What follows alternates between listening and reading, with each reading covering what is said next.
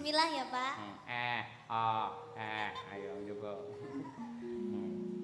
Ning Perku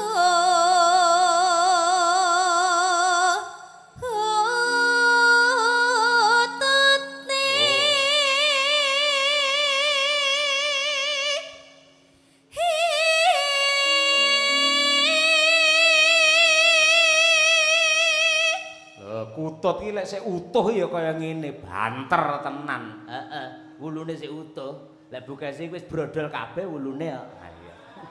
Wulu apa, Pak? Hah? Wulu apa, Pak? Kutut ora. Nyuwun sewu Pak Dalang. Napa? Ya mbok aja sia-sia karo bojone. Lang apa? Ya. Biyen ketok apa, saiki ketok apa? Biyen ketok bukesi saiki ya bukesi.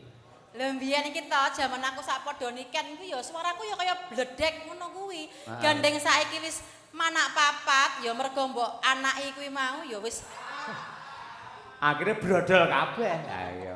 lha ngono ki wis faktor alami, faktor usia. Lah saiki yen muncul niken-niken saiki kaya ngono suarane tesih apik, kuwi wajar mergo sik utuh perawan jek buntet. Ngono kuwi. Serku sampean yo ben iso kaya niken arep tak altiko ya. Ora iso. Ngono kuwi lho, Nduk, bapakmu kuwi Ken.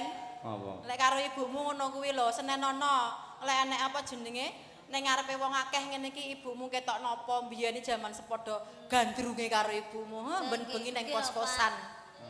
Ben bengi apel. Jenengan ampun dak sia lho, Pak, kalih ibu, Pak. Ora. Jenengan riyen lahirnya nggih saka rahim seorang ibu. Wah, iya bener masyaallah. Jadi jenengan itu harus menghormati wanita. Apalagi kalau wanita itu sedang PMS, Pak. Ya ampun itu sakitnya luar biasa. Apa PMS? Jangan PMS itu waktu wanita marah-marah gitu loh, Pak. Kepanjangannya PMS iki apa? Palang Merah Indonesia. PMI. Ayo, palang merah sekali ayo. Ngono kuwi aku yo ngelingan oleh ngono kuwi jasa-jasa seorang ibu kelingan. Nek sing gregetne bapakku kuwi tenan. Aku biyen arep lahir kelingan digetak karo bapakku, sirku ra ndang metu-metu. Lah karo bapakku digetak. Le, ndang metu, dalane selak nggih gentenan karo bapak. Akhire mak budul ngono. Napa niku, Pak? Sok tak SMS dhewe wis ta. Nggih. Ya. Neng Harsa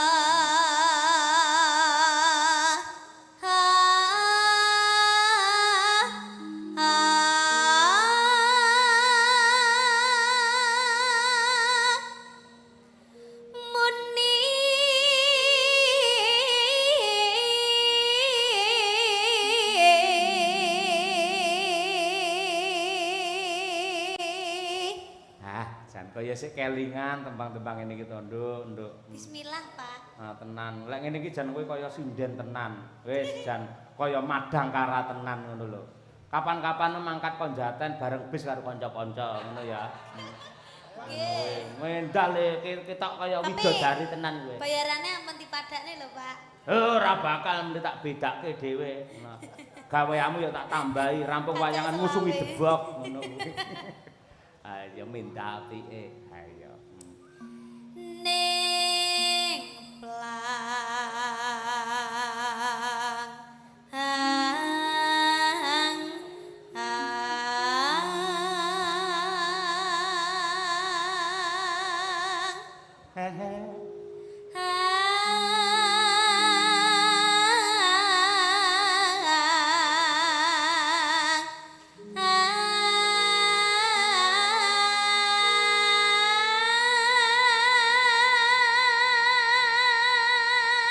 Ongkekke, Nduk. Yuk.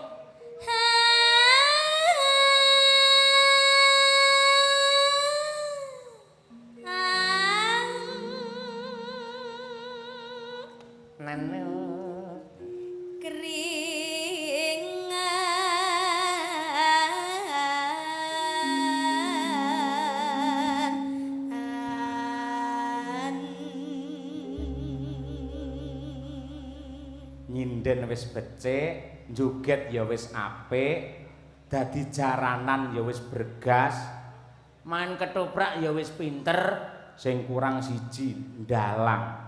Sampeyan kula anak dalang kok. Nggih. Kapan-kapan kudu sinau dalang. OTW, Pak. OTW ya. Nggih. Sudah butuh buku apa wae, naskah apa wae tak kirimi kon jaten. Tenan. Pokoke aku sing mayang sampean sing nyimpingi aku. Kowe nang burine. Ayo. Ayo Ken, terus Ken. Ayo. Sak garis engkas, Nduk. Ayo, Nduk. Anggang nyaman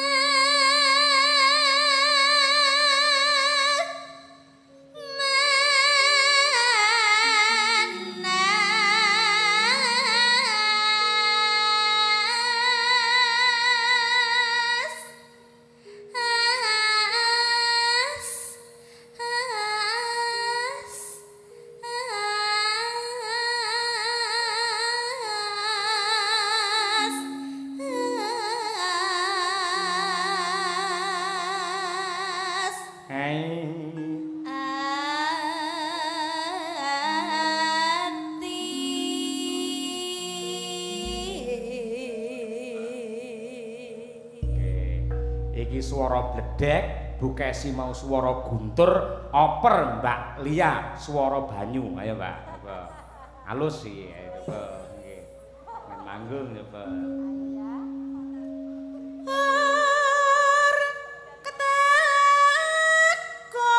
Kempul, Kes. Iya. Kong. Tanduk, Kes. Iya. Kong. Nah, Kes. Iya.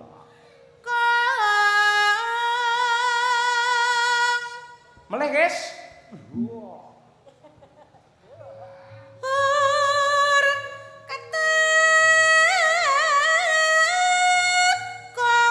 Nah, Kes. Yo.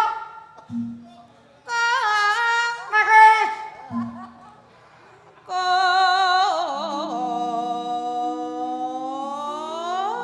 Kang Kes. Ya.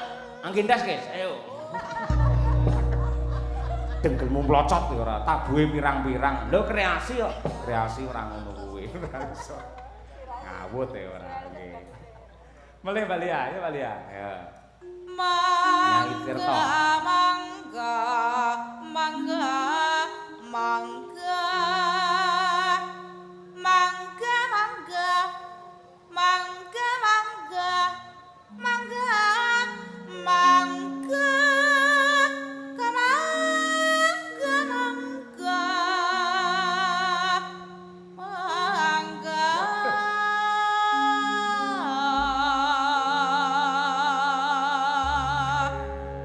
Istirahat. Oper kalian ibu kos wis marangkung. Ayo, monggo Bu Kesi Rahayu melih. Nah, iki mbiyen ya tau hit di erane Pak Anom Surata mbiyen. Ayo. Bu.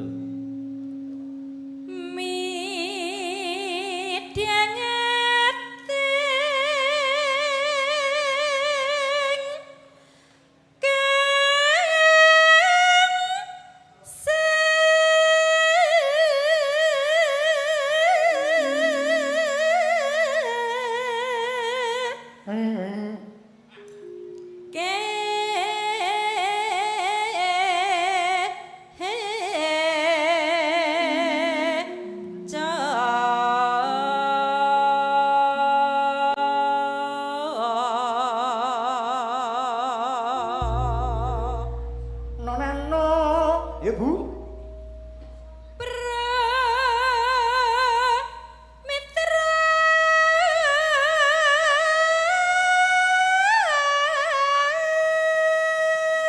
Kang Mi. Kang Mi. Kang Mi. Kang Mi. Kang Mi.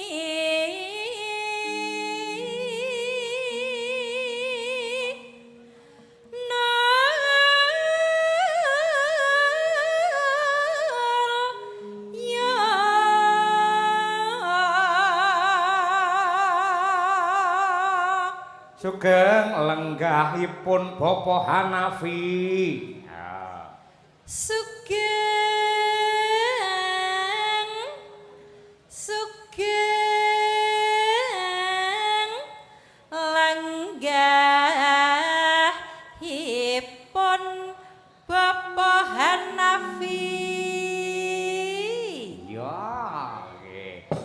Istirahat. Ya, Nduk, mlebu gending, Nduk. Ken, coba kaya apa? Yo, Niken Salindri. Sari sari yalah tetangga Walolo.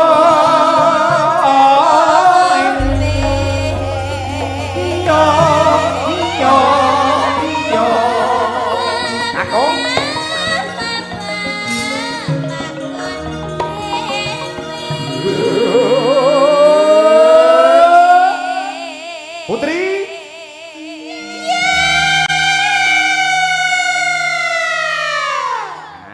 Jan kompak. Saiki diwalik sing yo Putri, sing yo Kakung. Jiro lu. Yo.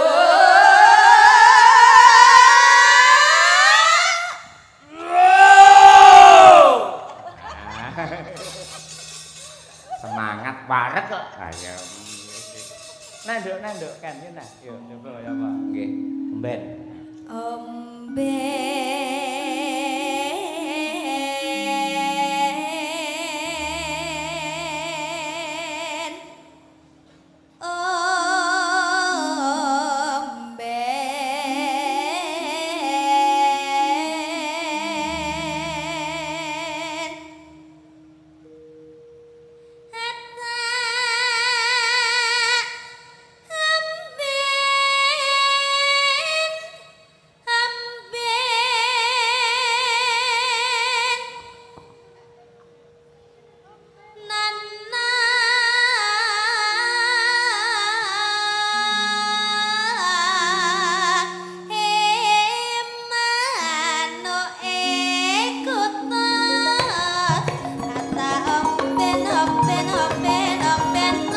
Aku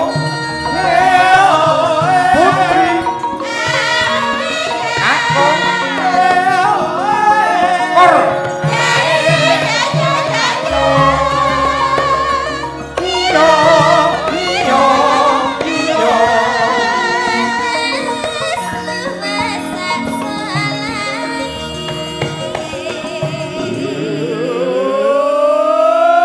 Putri.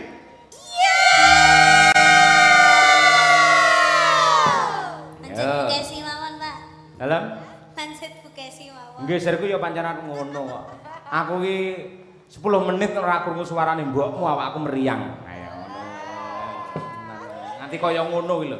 Bapakmu le tresno karo mbokmu kaya ngono. Kenal lho, Ken. Nduk, Niken. Apa? Disekseni lho ya awake dhewe nyekseni bapakmu. Jare tresno banget karo ibu, nah to. Lho, aku ki uripku ki ora iso pisah karo Bu Kesi. Aku njajal, Bu, njaluk duwike, nggo dhuwit pirang yuta. Aku tak ning mall, Bu. Aku tekan mall yo bingung arep tuku apa iki bingung. Akhirnya mulih ora nggo apa-apa. Heeh. Ya pekine arep tuku sandal. Ning milih sing endi sandal ning toko yo kiwa kabeh nyapa to. Nek goblok iki kowe pancen dipajang aku iki. Nek tuku tenan ya tekene ya teko ora senengane. Ketoke nek kermen kok kiwa kabeh. Ya Bu Kesi bantunen ning wangono iki. Bareng ngombe mangan. Ya.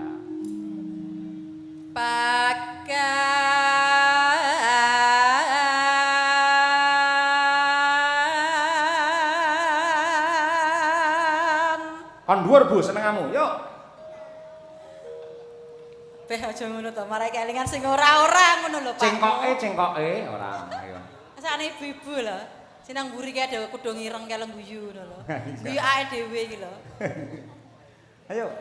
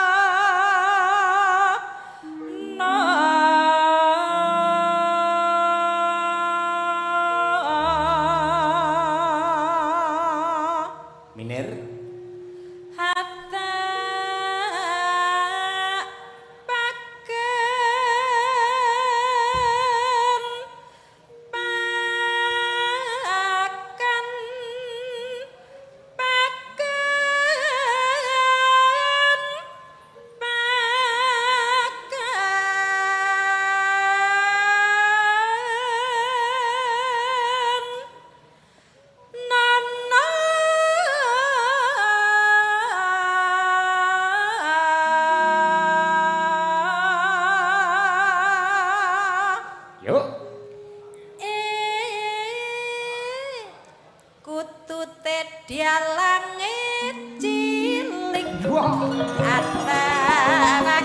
ada makan Putri.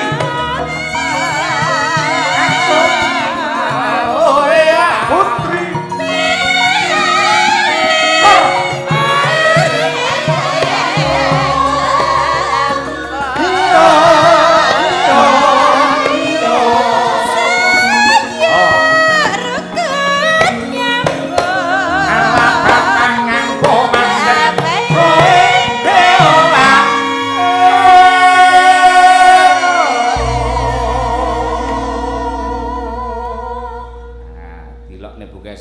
Kutute dalange cilik. Ora apa-apa nek atos. Kok atos piye? Lho, dolanane anakku rambu kae kok plastik kae, atose ra umum. Prok nindas semua piye? Malah muring-muring iki senengane ora. Mang Tutut Nyai Tirta, yo. Kaya apa? Nggih. Ya. Tirtane genset terus. Ayo. Mbak Li, ayo. Saji siswa saji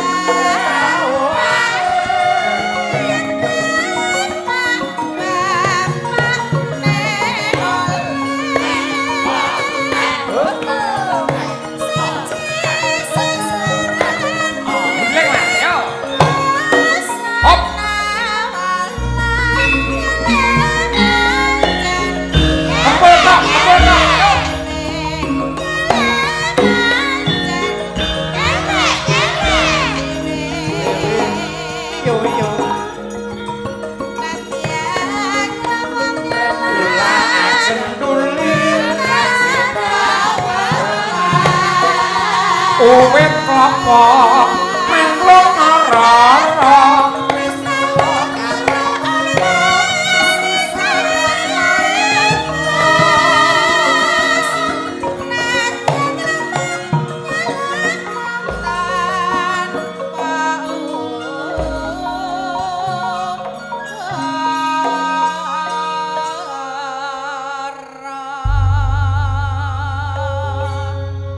Ibu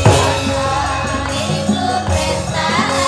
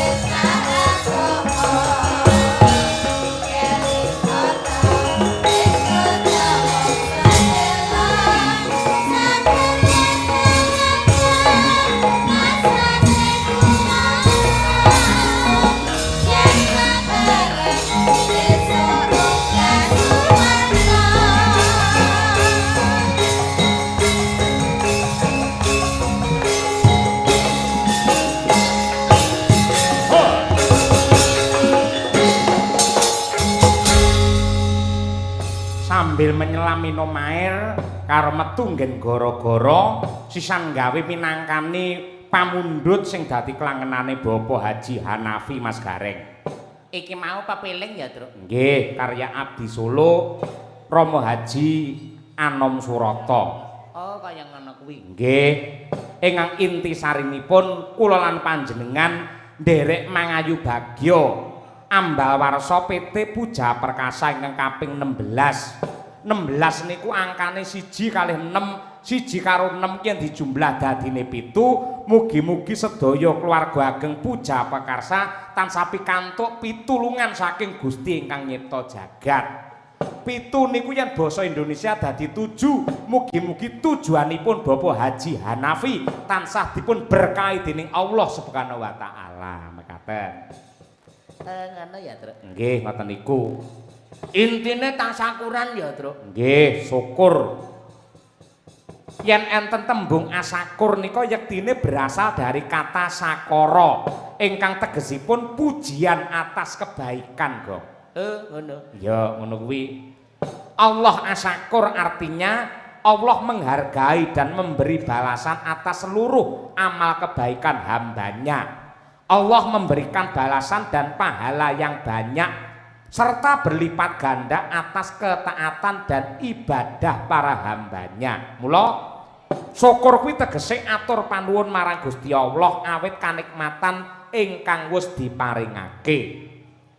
Kejaba saka kuwi pangeran wis paring dawuh lumantar Weda Suci, sesungguhnya jika kamu bersyukur niscaya aku akan menambah nikmat kepadamu, tetapi jika engkau mengingkari nikmatku maka pasti azabku yang sangat berat yang akan menimpa pada dirimu. Lho ngono kuwi. Ngono kuwi ya, Truk. Nggih. Banjur carane syukur ki piye, Tong? Nah, carane syukur niku saged katindakaken kanthi 3 cara. Lumantar ati, lumantar lati lan ugi lumantar pakarti. Lumantar ati tegesipun sadar lan percaya lamun to kabeh kanikmatan menika peparing saking Gusti. Mung disyukuri lumantar atine utawa di batin. Angka kalih syukur sarana lati tegesipun ngucap ngaturake panuwun marang pangeran ingkang akarya jagat yen cara wong muslim ya kuwi ngaturake alhamdulillahirabbil alamin ngoten nika.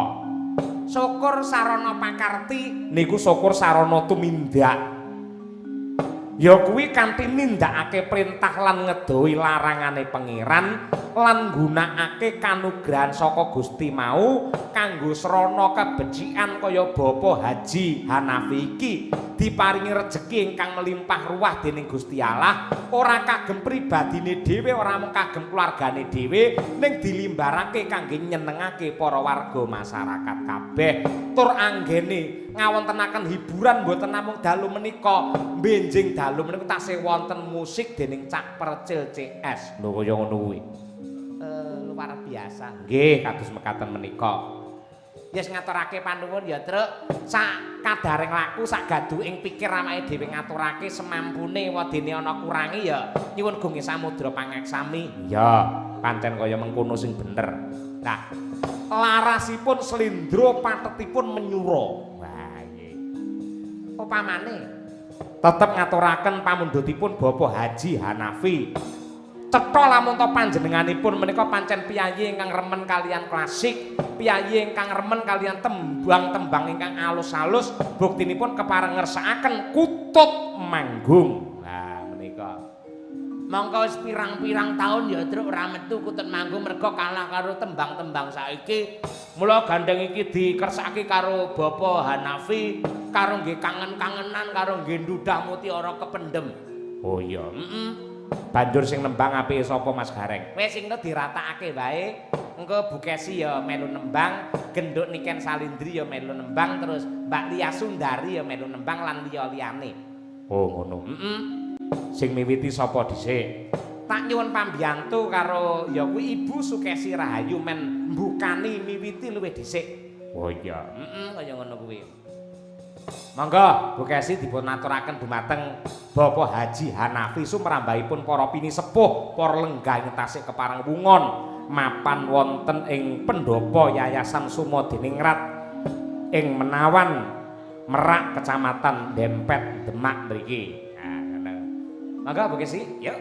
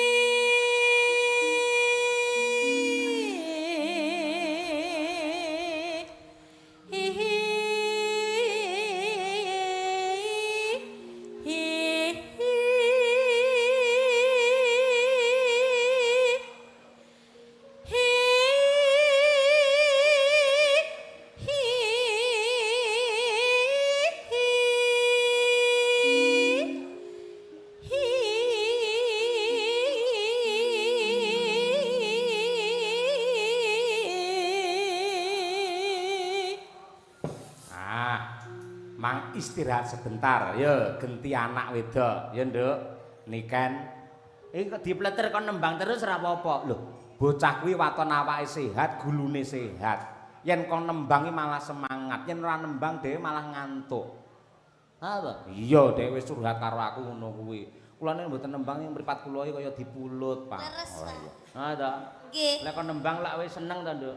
Nggih. Ha iya mula Kang mangkono. Wis to, kuwi kanugrahan saka Gusti Allah kaya ngono. Wis hobimu nembang, ndelalah ditanggap karo piyai pirang-pirang, regane larang pisan. Lho, ngono iki kanugrahan sing tiada tara ngono iki, tenan.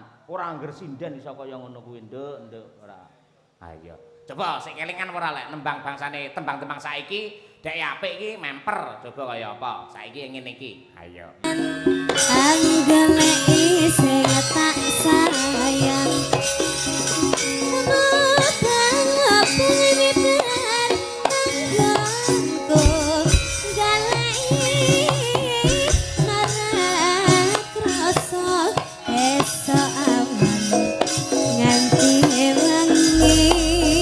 Oper Elisa Burharus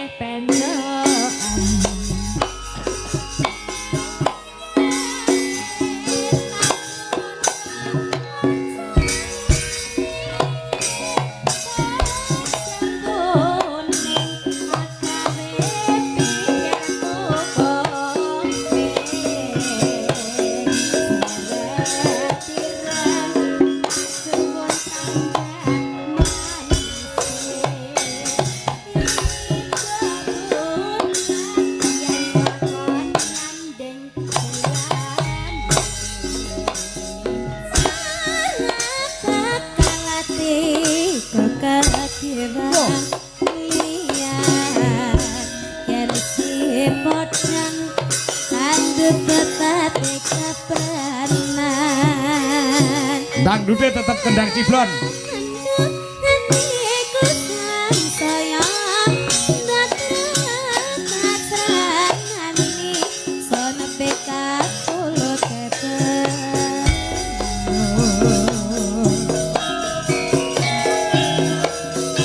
Kur sinden telu Elisa Niken dan Hana Buka.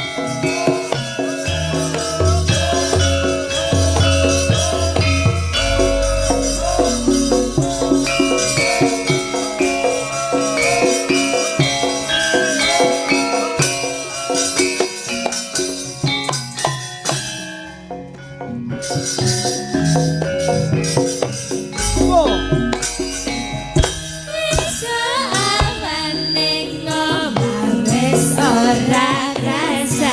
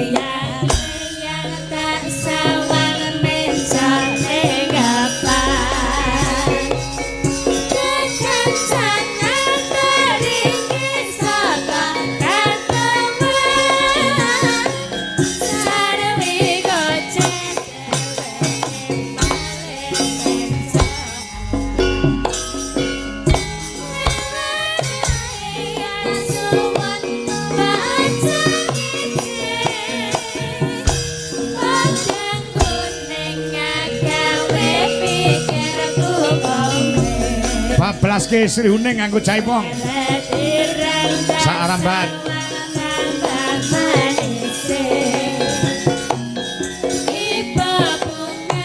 Pak Mulyono Ucin Gunung Tugel Boyolali.